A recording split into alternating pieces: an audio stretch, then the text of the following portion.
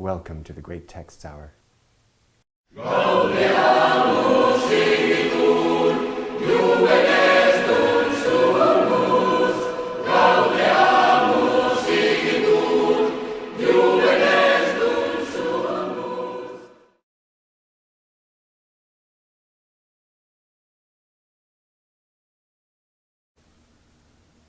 Welcome back to the Great Texts Hour. In our last episode, we saw how moral virtue is essential to the life of happiness. Now we need to answer a further question. If you remember, one of the ingredients of moral virtue is that it is the mean relative to us that is determined not willy-nilly, but by right reason. Therefore, there needs to be some kind of intellectual perfection in order to have moral virtue. As Aristotle puts it, you not only have to do the good, you have to know the good. You have to know, for example, what is the mean between the two extremes that I should be pursuing right now. So for moral virtue to flourish, we need some intellectual virtues as well, to guide our decisions, to guide our actions, and to form our habits. So remember, Aristotle divided the soul into the rational and irrational parts. And we saw how emotions and appetites are part of the irrational part of the soul, which moral virtues perfect. Today we're going to move on to the perfection of reason itself. And if you recall, Aristotle divided reason into the practical and the theoretical. This more or less corresponds with Socrates' discussion of the calculating and the contemplative. I'm also going to put one more thing on the board because Aristotle brings it up, what we might call the artistic, the ability to make. So the artistic is the ability to make something.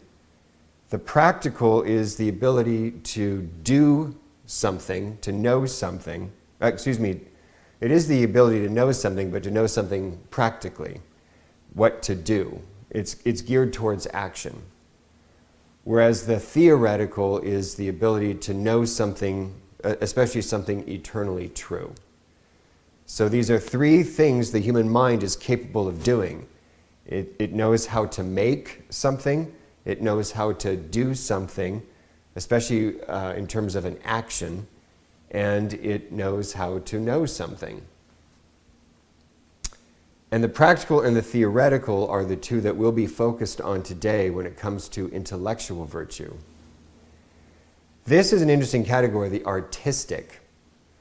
The knowledge that you have that perfects your ability to make art is what the Greeks called art or techne.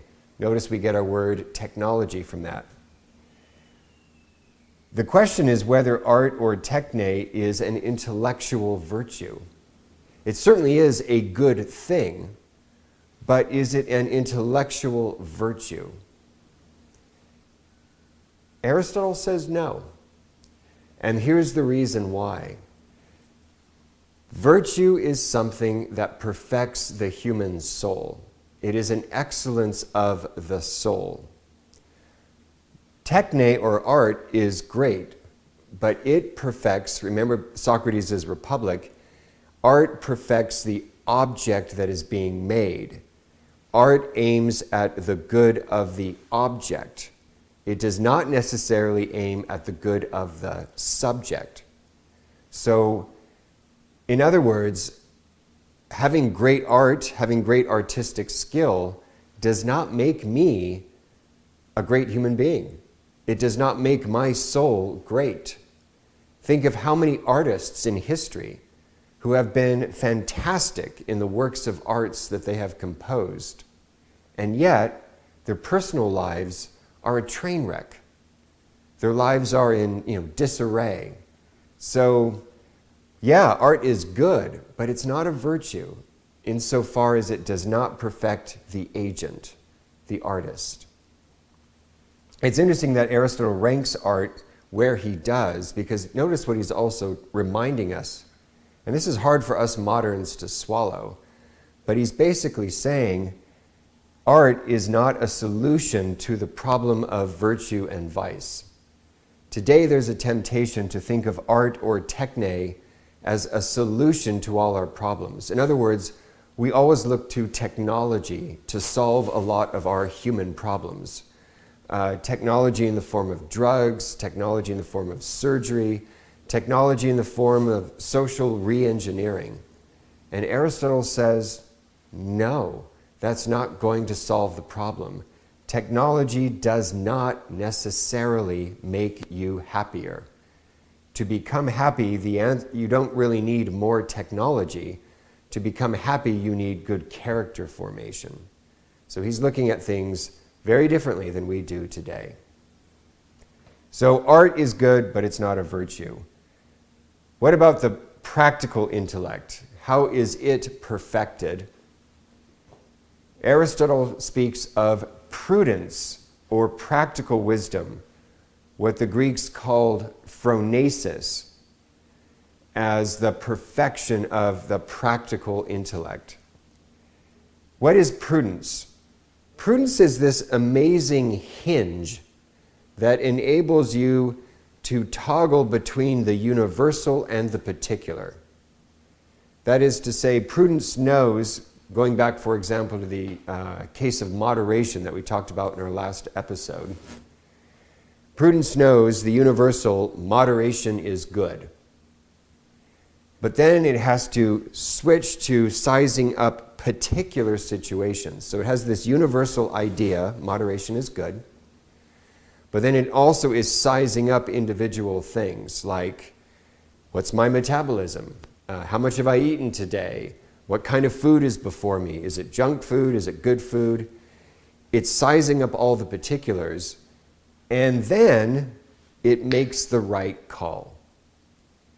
It knows exactly how the universal should be best implemented given these particular situations.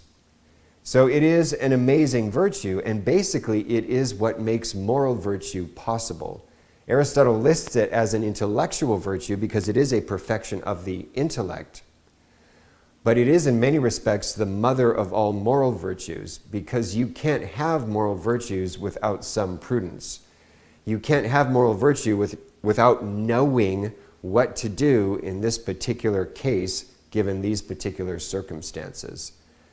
Prudence or phronesis is what enables you to determine the mean relative to you, quoad you, in any given situation. So it is a very important virtue to have. But it is not the only intellectual virtue you can have. Whereas prudence is concerned with moral virtue, there is a part of our mind that isn't concerned about action, but simply about knowing truth, discovering the world that is outside the cave. And for that, we need three very different virtues that perfect our theoretical intellect. Aristotle talks about intelligence or understanding, which in the Greek is nous. He then goes on to talk about the virtue of science or knowledge or episteme. And then lastly, he talks about theoretical wisdom or sophia. Let's start with this one. Aristotle defines what our translation has as intelligence. Aristotle defines intelligence or nous as the mind's grasp of first principles. Okay, fair enough.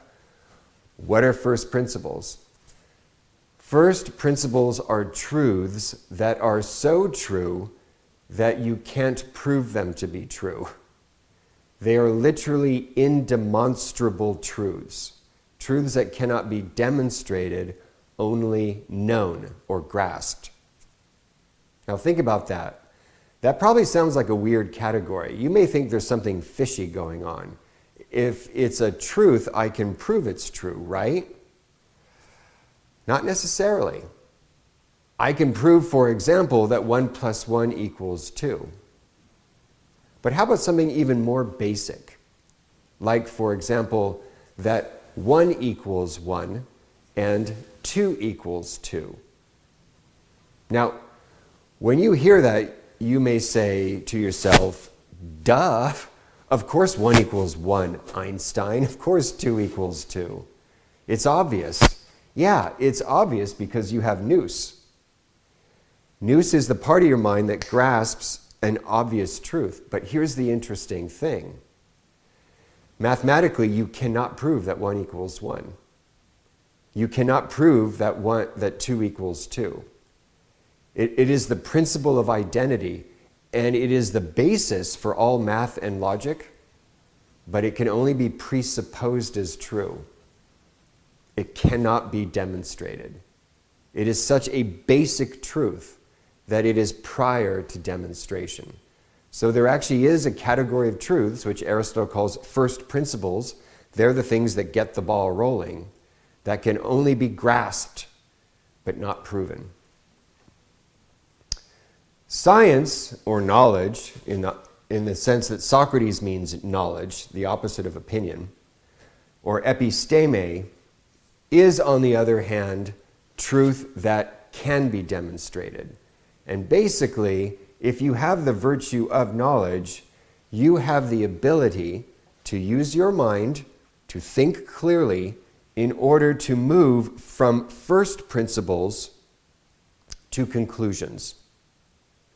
These are truths that can be demonstrated, and they are arrived at through a process of deduction. Knowledge is the result of clear thinking. Knowledge is the result of having thought things through from a solid beginning to a solid end. But knowledge is usually a knowledge of a part. So, for example, if you have the knowledge of biology, you know biological truths about organic material. If you have the knowledge of chemistry, you know certain things about the chemical dimensions of the universe. These are good things, but these are departments of knowing. Where theoretical wisdom, or what the Greeks called Sophia, where theoretical wisdom or Sophia differs, is that whereas knowledge is a knowledge of different parts, Sophia is a knowledge of the whole. Sophia sees how everything fits together. It doesn't know everything about everything. That would be omniscience, which a human being doesn't have the ability to have. Rather, it knows how everything fits together. It may not know every department of knowledge, but it sees how all the pieces fit into the big picture. This theoretical wisdom is getting outside the cave and sitting on a mountaintop and seeing how it all comes together. So, there are 3 intellectual virtues that perfect the theoretical intellect. There is 1 intellectual virtue that perfects the practical intellect. And even though there is such a thing as artistic excellence, there are no virtues that perfect our ability to make. Notice, interestingly enough, how these 3 categories correspond to the 3 classes of the just city in the Republic. The artisans have techne, the craftsmen have techne. The guardians are ordered towards right action, particularly military action. And the rulers are guided by theoretical wisdom. So maybe that's one helpful way that you can remember these different categories.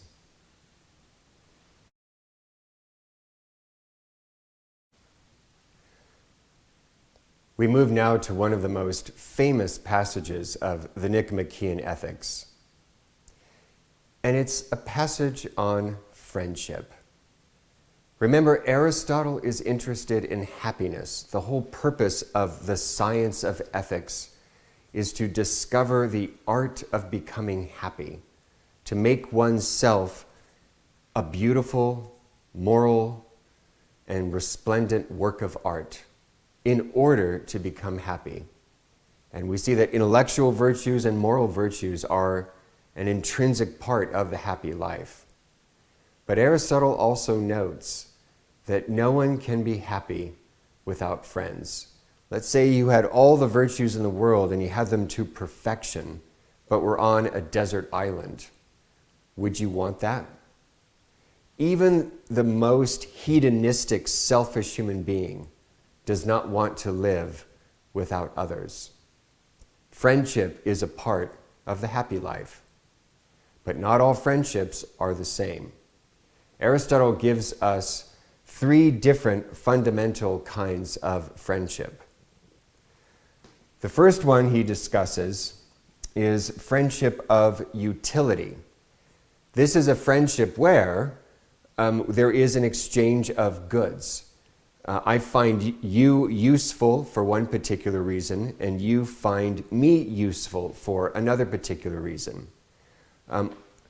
For example, all commercial transactions are based on a friendship of utility. I know my auto mechanic, he knows me. He has a certain skill that I need from him to repair my car. I have something that he wants, money. And so I give him money and he fixes my car. That is a friendship of utility.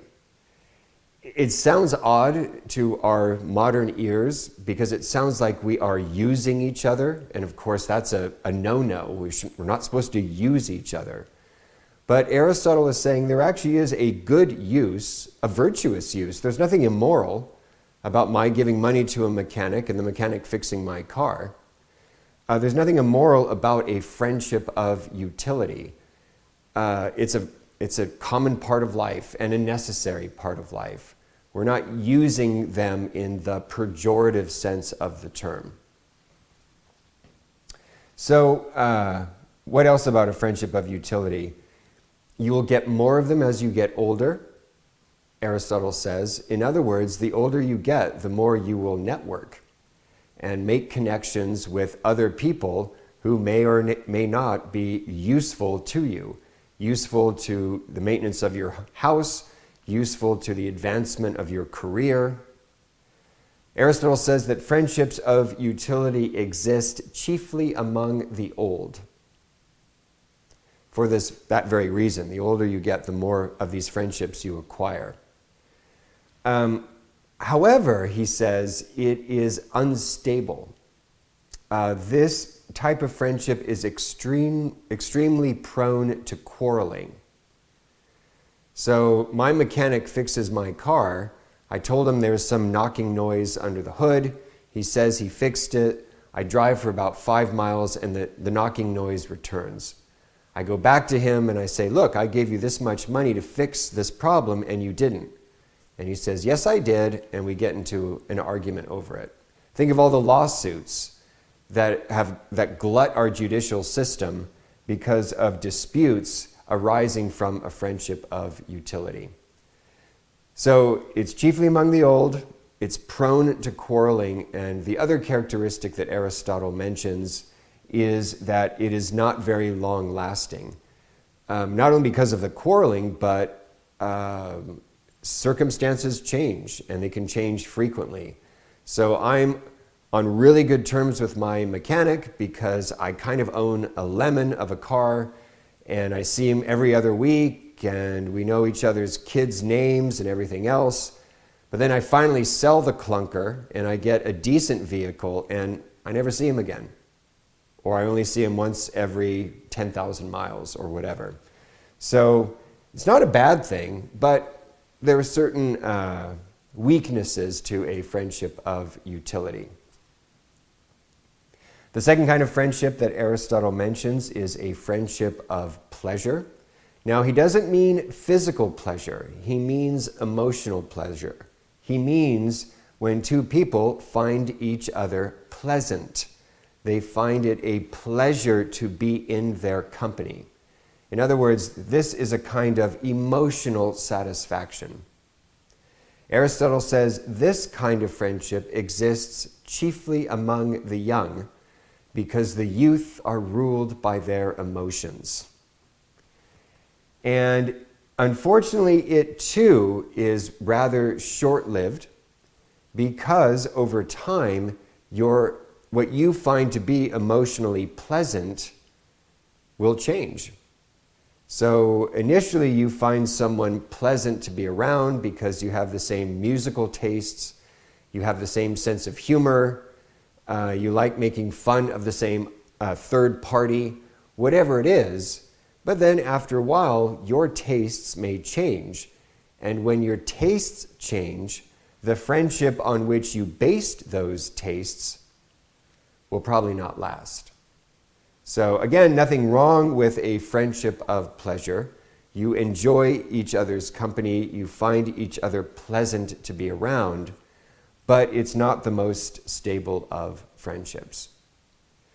The most stable of friendships, and the one that is by far the most rewarding, according to Aristotle, is the friendship of the good. This is a very distinctive friendship. For one thing, it can only exist between two good people. Notice, with these other two forms of friendship, this could be between two good people, two bad people, or a good person and a bad person. But with the friendship of the good, it can only be between two good people because what draws them to each other is they are attracted to the good in each other. And the purpose of the friendship is to foster the good in the other person. This is the longest lasting form of friendship. It is the least prone to quarreling.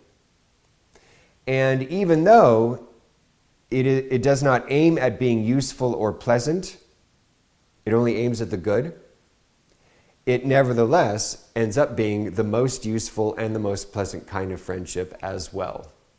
You get to have your cake and eat it too. It does, however, take an awful long time to cultivate. Aristotle gives a very vivid image of the friendship of the good, and it is this: you cannot call anyone a true friend of the good until you have eaten a barrel of salt with them. And what he's referring to is not the two of you with a little barrel of salt shoveling salt in your mouths. You know how much salt you sprinkle on your food? You and your friend have to share that many meals together before you can truly say you know the other person. Friendships of the good take a long time to acquire. And assuming you're a good person, they nevertheless are exceedingly rare. You can have hundreds of friendships of utility, maybe dozens or maybe hundreds of friendships of pleasure. You're lucky, if you're a good person, to have 6 really good friends. Maybe more, I don't know. But it is a rare form of friendship. It is a precious form of friendship. It is by far the best form of friendship. This is an amazing map of friendship, and it has lasted many centuries. It gives us an insight into our relationships with other human beings. For one thing, it reminds us how certain kinds of friendship are fleeting. And this is something that you may be experiencing already in college. It is very common in college to not have the same friends your sophomore year that you made your freshman year.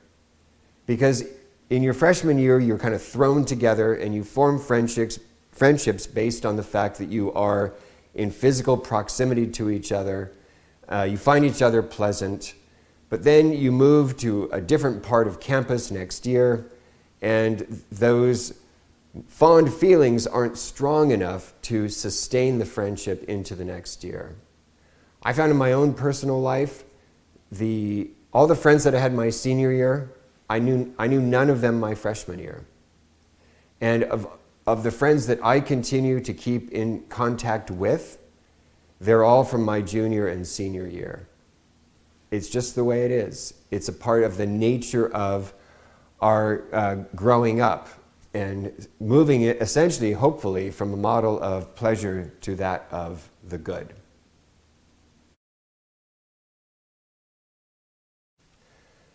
In the closing books of the Nicomachean Ethics, Aristotle resolves some lingering issues. We're only going to look at a couple of them, two to be precise. The first is the interesting issue of selfishness. So ethics is about doing the good, knowing the good, doing it, and loving the good. And being a moral person is about also caring about other people. So if ethics is about my cultivation of moral virtue, how does that relate to my caring about other people? Or to put it more simply, isn't this focus on cultivating the excellence of my soul selfish? Isn't ethics more of an altruism? You're thinking about others, not yourself. Aristotle has a very ingenious way of answering that conundrum.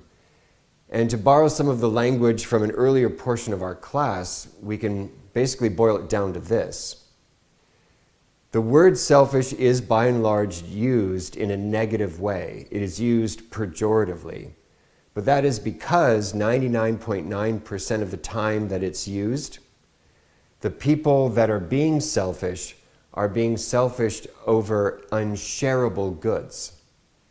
I mean, think back to the playground. When some kid is being selfish, it's because he's grabbing this toy and not sharing with others. He's being selfish over an unshareable good. And when people are selfish about their money or even their time or whatever, it's an unshareable good. And Aristotle says, yeah, that is not good. There is something morally reprehensible about someone who is selfish over unshareable goods. But what about someone who is selfish over perfectly shareable goods? That is to say, someone wants to pursue knowledge, not in order to convert it into an unshareable good, which we do when we patent things or copyright them. I'm not saying that's immoral, but I'm just talking about the pursuit of the shareable simply for its own sake. For example, the pursuit of moral virtue is the pursuit of a perfectly shareable good. When I cultivate the virtue of courage, that doesn't mean there's less courage in the world for you to have. When I cultivate the virtue of prudence, that doesn't mean other people aren't going to be as prudent. Same thing with knowledge. When I learn that 2 + 2 is 4, I haven't sucked that knowledge away from someone else. The pursuit of perfectly shareable goods because you want them for yourself and aren't begrudging anyone else access to those things is not a bad thing. It is okay to be selfish about what is highest. It's not okay to be selfish about what is lowest. And that's the way Aristotle answers that conundrum. But there is one conundrum he's not able to answer, even though he himself has set us up for it. And it is the final question on the nature of human happiness. We saw that the intellect is perfected both practically and theoretically. And now the question remains, do you need to cultivate both? Do you need to perfect both in order to be truly happy? In other words, can't I just be a good, prudent man, acquire moral virtue and be happy? Must I also possess theoretical wisdom? Or to put it in Platonic terms, must I also get out of the cave and see the whole in order to be happy? And Aristotle says, I don't know. I don't know because we know for a fact that it is possible to live a practical life. We don't know whether it is possible for us to fully get outside the cave. We have intimations of this, but remember Socrates himself says, the only thing I know is that I know nothing. Socrates never promises that he will become wise or that anyone else will become wise. And Aristotle says the same thing. We just don't know. We know that the practical life is attainable. We also know that the highest life to which we can aspire is the life of contemplation, the life of theoria, the life of getting outside the cave. But we don't know if we can actually make it. Nevertheless, Aristotle says, just because we don't know for certain whether we can make it doesn't mean we shouldn't try.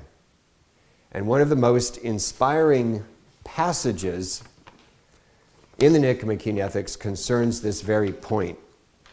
It's on page 290 of our edition.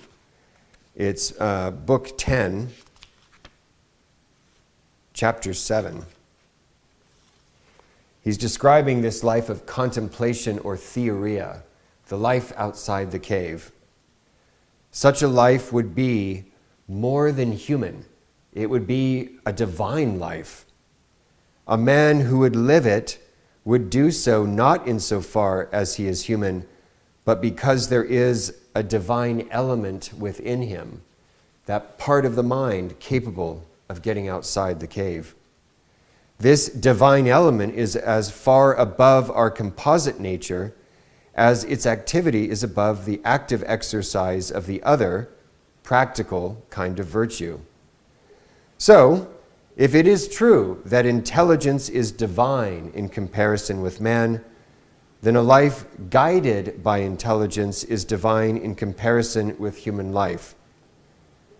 Therefore, and this is the key passage, we must not follow those who advise us to have human thoughts since we are only human, or mortal thoughts as mortals should. On the contrary, we should try to become immortal as far as that is possible, and do our utmost to live in accordance with what is highest in us. This would be the truly divine, happy life, to get outside the cave, and therefore let us try, even if there are no guarantees that we can make it. Final thought. Did you notice, therefore, that the Nicomachean Ethics has the same surprise ending as Plato's Republic? Because Plato's Republic was all about establishing the just life as the best way to go. And at the very end of the Republic, we actually are dealt a surprise. We realize there is one thing that is greater than being just. It is being wise. Same thing with the Nicomachean Ethics. The whole focus has been on acquiring moral virtues, various intellectual virtues. But at the very end of this book on ethics, we realize the only thing higher than the ethical life is the life of being truly wise. Kind of a surprise ending, but also a consistent one.